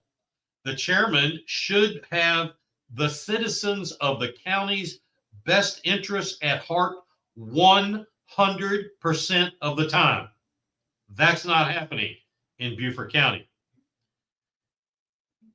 The chairman or a chairwoman is to be that facilitator, as I said, not in it for personal gain, and certainly not in this to run the county, as we've seen with the last two council chairmen. Now, old Joe took off and went to Italy. I don't know if it was during the show, the morning after the show, or several days later. I hadn't seen any comment from him this week about it. I am pretty much betting money that he knows about it now. So it'll be interesting to hear what he has to say. That was last week. What else did Passman do last week? Well, he was at it again, pissing people off. Talked to a young lady today who is in that district and totally upset. Another person said the same thing. He treats us like second-class citizens, just being plain rude. And it's true. I mean, we've seen it on video. We have video. We've documented it. He may have stepped into some real stinky shit with the Cherry Point development. That's the one that they were trying to get approved on 170 near the Malin Bluff and River Oaks area, and the people have been apoplectic about it. They do not want it. Well, and it failed. It failed, which that's the crux of this. Listen to me here. This network has been provided some information that allegedly ties Joe Passman to direct meetings with the developer of that project. The developer, which nobody was ever able to find out, we got some answers. The developer of that project is a Tony Fulham of Atlanta. Joe Passman had meetings with that developer, Tony Fulham of Atlanta, and the staff of the county about making this rezoning happen. Fulham was in contract to buy the property and was told by Passman, allegedly, quote, "Don't worry, this will pass." Well, it failed. We also have gained information that allegedly Passman contacted all 10 other council members and asked for their yes vote on this project. We've also uncovered and learned that, again, allegedly, the developer Fulham is off the chart, pissed off at Joe Passman. Why? Because he believed Joe Passman. Joe Passman told him, "Don't worry, this will pass," allegedly. We just talked about it. Joe Passman allegedly was involved with Fulham and the county staff. Sidebar, which he's not supposed to be. That's illegal. Neither here nor there right now. He believed him so much that this developer, Fulham, has spent $250,000. He spent $250,000 to get the zoning passed. A small drop if it had passed, but a huge amount of money since it didn't. We have learned that the developer is now singing like a pigeon that allegedly, and I quote, this project was Pastiment's legacy project. Stop. It's too hard. Stop the presses. How do I do this? His legacy project? His legacy project? What are you talking about? Why are you on council? What are you doing here, Joe? To create a legacy? Holy shit. You serve on county council because you feel called as it being your civic duty, not for your self-centered gain. Your legacy? Are you kidding me? So it failed. They took the vote. I don't know what the count was, but it failed. Obviously, Pastiment was voted for this, obviously. He had promised this guy, promised a developer, don't worry about it, it's going to pass. $250,000 later is what this guy spent. And that's for studies. We've talked about this like with the Pine Island thing. You know, Tropiano has spent millions. It's much bigger, obviously, but it's the same thing. He spent money and it didn't happen. Now, I'm not saying he was promised anything. I'm not saying that. I'm saying that developers usually won't spend anything until zoning is changed, then they'll buy it. They put it under contract, but they don't buy it until the zoning is changed because it's worthless. If you don't get the zoning you want for whatever density you're looking for, it's a useless piece of land to them. Okay? Well, think about this. Joe Pastiment allegedly was involved with the staff, with his fingers all over this project with the staff, and said, this will pass. I've got it. Don't worry.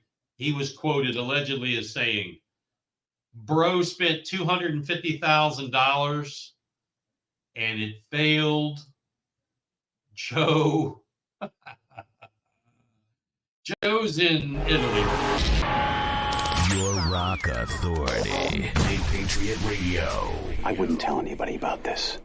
The city of Beaufort mayoral election has been set now, sometime in the first week of December, I believe it is. We want to have all of the candidates that are going to run for all that office of mayor of the pretty town of Beaufort, vacated by Stephen Murray a few weeks ago.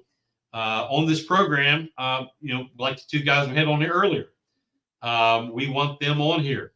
My chat is now picking up, and this looks like it just came, and yes, this is right on time. So I don't know what's going on, Julianne. Yes, sounds like promises were made. I would say so, without question. Anyway, we know there is one candidate that I know of. Mike Sutton has announced he's running. Not a big surprise. He's ran for mayor before. Stephen Murray beat him before. His wife was on city council. It's not a big surprise. We have some information that would tie Sutton allegedly to the antagonist of Stephen Murray, Graham Trask, all allegedly. You may recall that Trask has been extremely outspoken of efforts to remove seats from the historical board, commission, or whatever they're called. Right or wrong, Trask was quite outspoken about it, and eventually Murray resigned. Now, why was that? Why? I don't know. I've spoken with Stephen Murray, but we didn't talk about this actually, and I don't know. I don't know why he resigned, other than what he said. He wanted to spend more time with his family. Was it because he was removing a seat from the board? I don't know. The heat did get hot in that kitchen. We can see it. Anyway, aside from that, we want to hear from the candidates for that job. We also want to hear from the candidates for the town of Port Royal mayoral job. Joe DeVito, our current mayor, rather existing. incumbent Joe DeVito and Councilman Kevin Phillips. He is running against Mayor Joe DeVito for the mayor of Port Royal. If there are other seats that are up that I'm not thinking about, let me know. Get in touch with those folks. We want to have them on here. We want to hear their story about what they can do on a nonpartisanship base to make their town better. And that will be coming up soon, because that vote will be taking off quickly. Locked and loaded. Let's go. Big Patriot Radio. Blues, news, country pop, and classic rock. One final note for the evening. We've sent 4 requests as of now. 4 requests to Kevin Henley, chairman of the Beaufort County GOP, for an explanation of the perceived allowed behavior of one Dan O'Hanlon at the last BCRP EC Executive Committeeman meeting. This fellow, you may remember, we showed you video, not only told the crowd loudly as he was harassing an older gentleman because he was shaking, little did he know he has Parkinson's. He says, "I have a gun." That's not bad enough. He also allegedly pulled out a pair of brass knuckles to a female there, videoing, who is all of about 105 pounds, soaking wet. I mean, this is a big man. This is a big man that does that. The question at hand really is, what are you hiding, Kevin? Why are you ignoring? This has been at least 2 weeks. Why are you protecting this, obviously, what appears to be evil doing? Why are you protecting this? You don't have problems excommunicating members who don't agree with you or Jodan Lee publicly, right or wrong in doing that. But what about this? I mean, if you're going to remove somebody from the party because they are outspoken enough in public of you, how in the world could you not remove someone for yelling, "I have a gun" in an open meeting, and whip out a pair of brass knuckles? This is disgusting. This is disgusting. Kevin Henley, you have got to do something about this. Beaufort County GOP is turning out much like the Lexington County GOP, which is a dumpster fire. And we're still watching Greenville County. There's some things going on there that we're very much not happy about. We're doing some work on, but Beaufort County has got to step up. Everything we have going for us, this party is, or the leadership rather, is killing it. And it's got to be fixed. Let me see what this is all about here. I was attacked by quite a few. They were not removed. Book stamping. She kept insisting I did it very much. I'd like to submit it. Yeah, I submitted the book stamp. I submitted the book stamp to the review committee to be removed. I still think it should have been removed. It's trash. It's horrific. It's junk. Even the author, Ibram Kendi, is now being mocked in the literature world, the literary world, because of this piece of shit book that he now has. So Janet, I'm not here to discuss policy books in school. Okay. I don't really know what all that's about. Let's see if any of this is pertinent to Dan Hanlon is the EC of his brief, which is even worse. That just, I mean, I would bet that's a precinct that doesn't have any, nobody's involved. Wondering if Dan Hanlon will be reprimanded as EC for his, he should. I mean, when I spoke a few minutes ago about, Kevin Henley has kicked out someone for that's Skip Hoagland. Right or wrong, like him or not, that has nothing to do with this. Skip publicly spoke out about Kevin Henley and Jodan Lee and some others, and Kevin doesn't like it, and he excommunicated it, kicked him out. Okay? Kicked him out. Now, right, wrong, or otherwise, he did it. With what this fellow has done, yelling, I have a gun. That's like doing the old fire in a movie theater and thinking it's funny. There are laws against that. Not only that, but also pulling out a pair of brass knuckles. Let's keep going. Harassing someone for their because they have a malady such as Parkinson's. I mean, we could really keep this list going.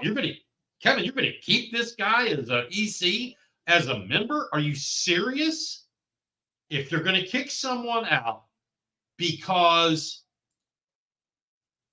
they're loud, they're boisterous, they don't agree with you, and they tell others that, which, by the way, we're supposed to be able to do that as long as you don't go overboard like O'Hanlon has done.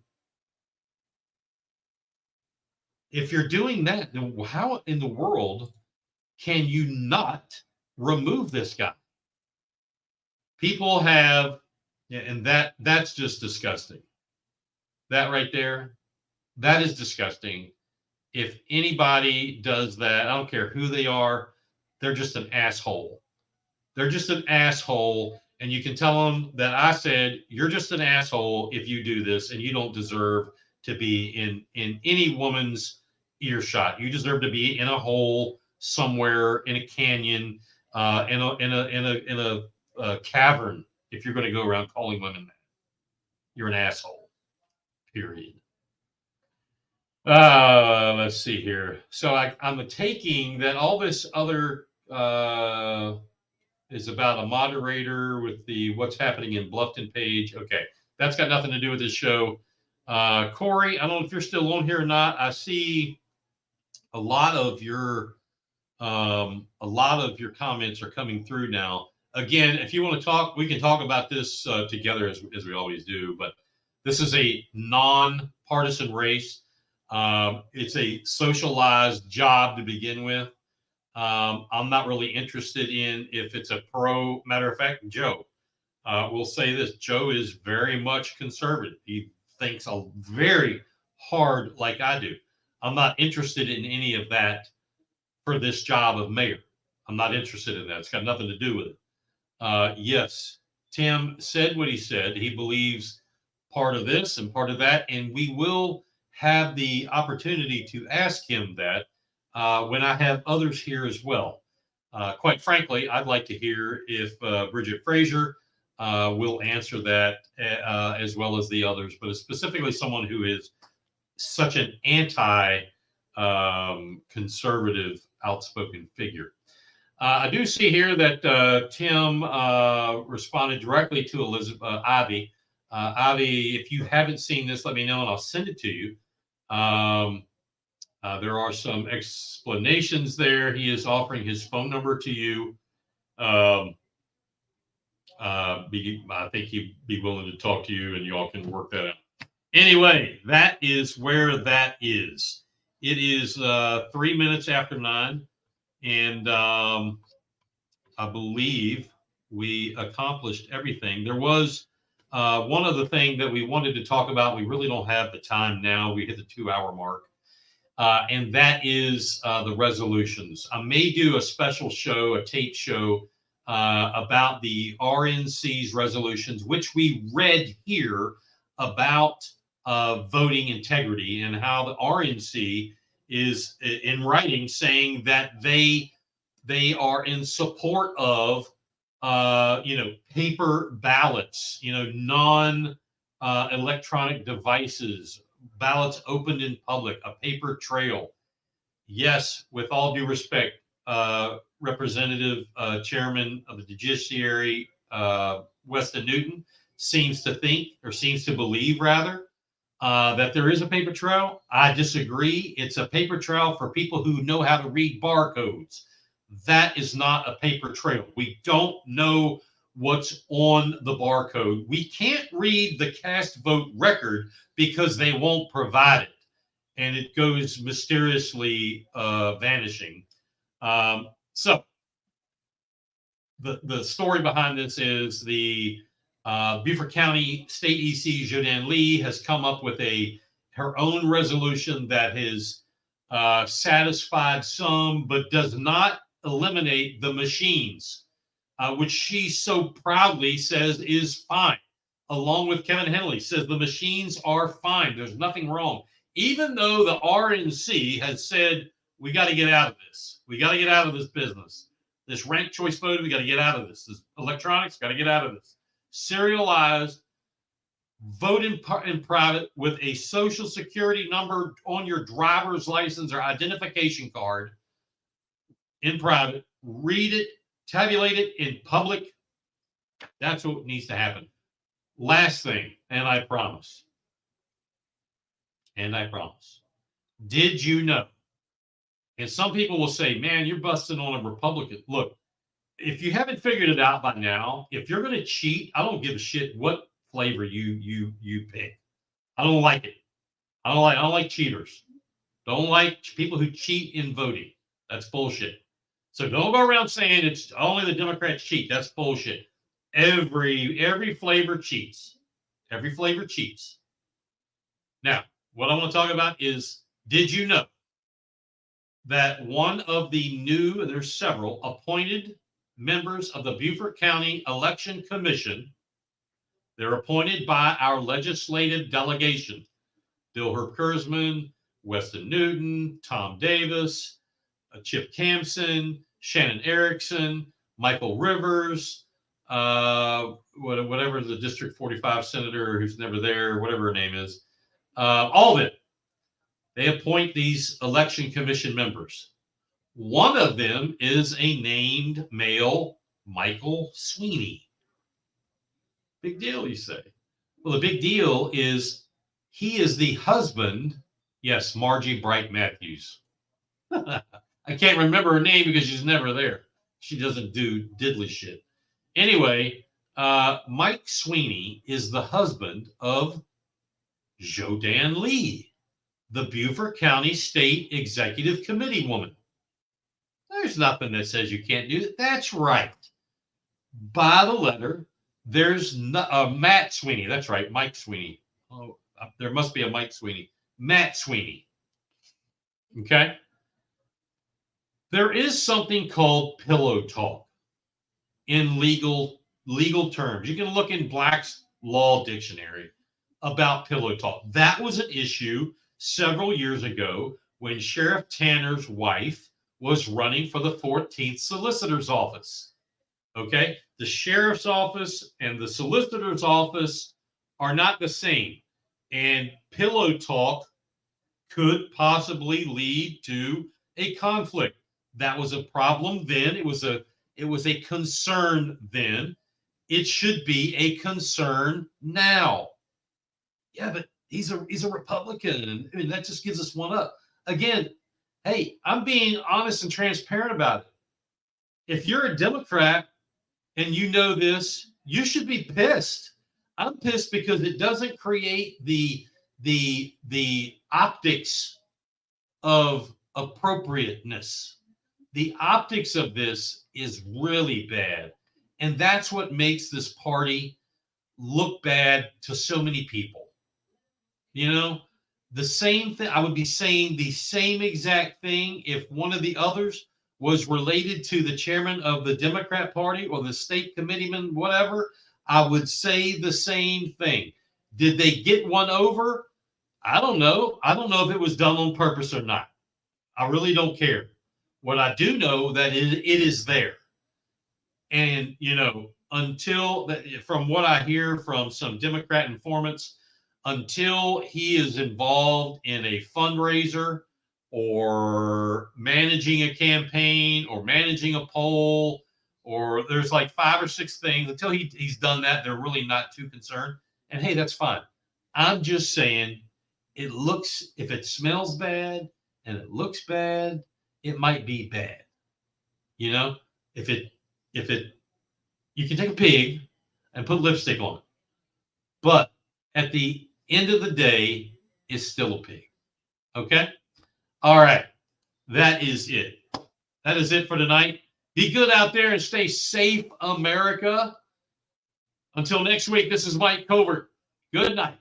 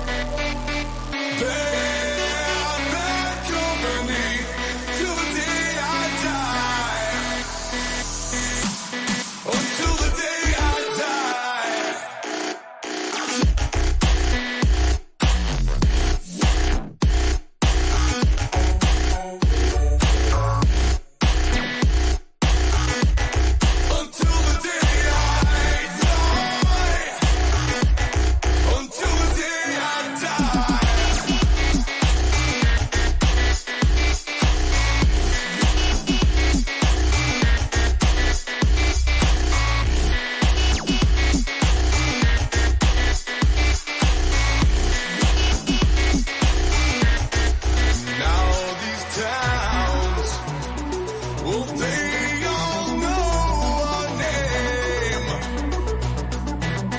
The death punch sound is our claim to fame.